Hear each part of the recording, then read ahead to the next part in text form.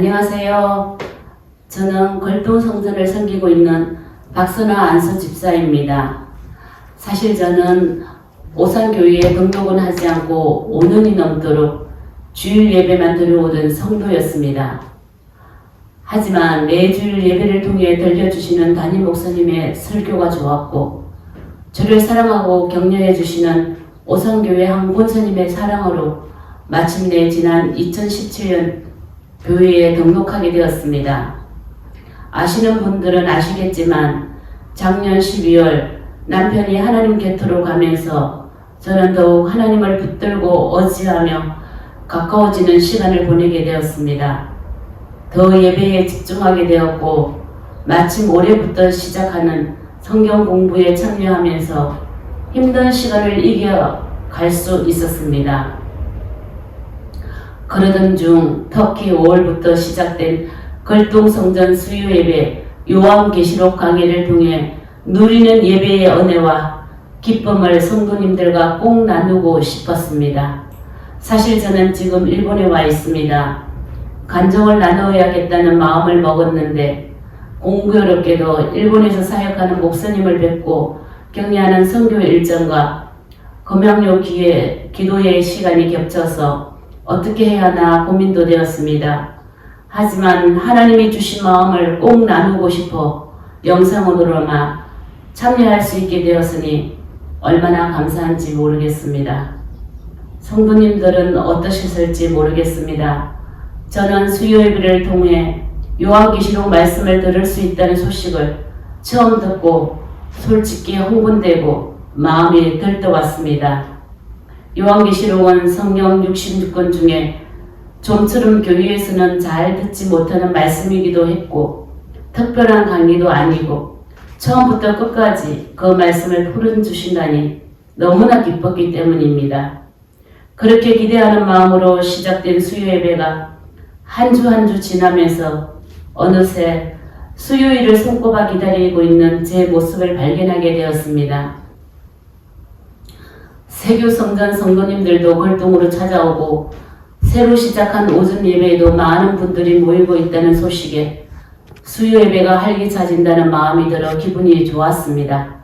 하루 종일 일하고 피곤하기는 하지만 교회로 향하는 발걸음이 꼭 예수님과 데이트하러 가는 것 같았습니다. 기분만이 아니라 제 영혼에도 말씀을 통한 은혜가 점점 차오르는 것을 느낄 수 있었습니다. 요한계시록이 단순히 이 세상의 끝을 이야기하고 있는 책도 아니고 막연히 언제 예수님이 오실지 두려움을 주는 책도 아니라는 사실을 알게 되었습니다. 그동안 몰라도 너무 몰랐다는 생각이 들면서 새롭게 말씀을 알아가는 기쁨이 차올랐습니다.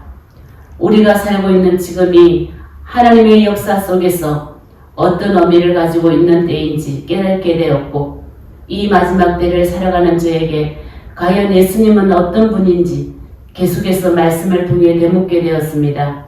그리고 우리의 예배를 통해 높임을 받으셔야 하는 분이 바로 예수님이라는 사실에 가슴이 벅차오르는 것을 느낄 수 있었습니다.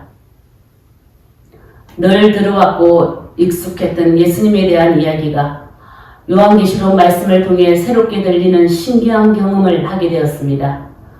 저도 나이가 들고 교회를 오래 다니면서 어느새 예배의 열정이 사그라드는 것은 아닌지 걱정하고 있었는데 수요 예배를 통해 다시 가슴 뛰는 예배자로 첫사랑을 회복하고 있다는 기쁨이 찾아왔습니다. 다른 분들도 그렇겠지만 이 땅을 살아가면서 저도 크고 작은 어려움과 힘든 시간을 보냈고 지금도 보내고 있는 것이 사실입니다. 그러나 수요 예배를 통해 그 모든 것을 잊을 수 있고 이길 수 있다는 행복한 마음이 들었습니다.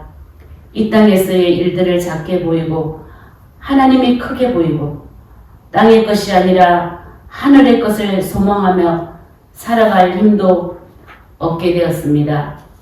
저는 오산교회의 성도라는 것이 참 감사합니다. 주일 예배를 통해 힘을 얻고 말씀 가운데 큰 감동을 누리는 것뿐만 아니라 수요 예배의 말씀으로 다시 힘을 얻을 수 있다는 것이 꼭 2배로 선물을 받은 것 같기 때문입니다. 사실 일본 선교를 오면서도 일부러 주일은 피해서 왔지만 수요 예배를 드리지 못한다는 것이 가장 속상한 일일 정도로 수요일을 기다린다면 믿으실까요? 제가 말 주변이 없어 수요 예배를 통해 누리는 은혜와 기쁨을 다 전하기에는 부족하지만 그 은혜를 주신 하나님께 감사드리고 싶었습니다. 오산교회에서 드려지는 예배, 그 은혜의 자리에서 다시 뵙겠습니다. 감사합니다.